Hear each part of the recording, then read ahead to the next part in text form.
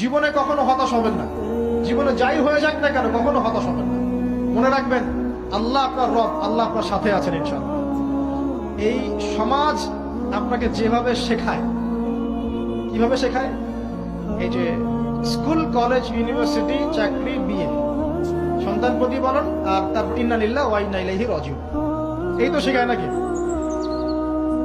সবসময় মনে রাখবেন যে আল্লাহ রাব্বুল আলামিনের পরিকল্পনাই আপনার উপরে সবচেয়ে বেশি অগ্রাধিকার যোগ্য, সমাজের পরিকল্পনা নয়।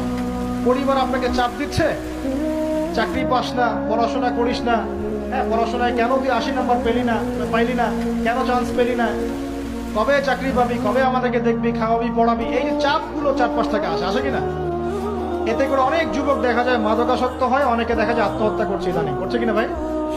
এই শব্দটা থেকে আমি এই পয়েন্টটা আজকে লিখেছিলাম যে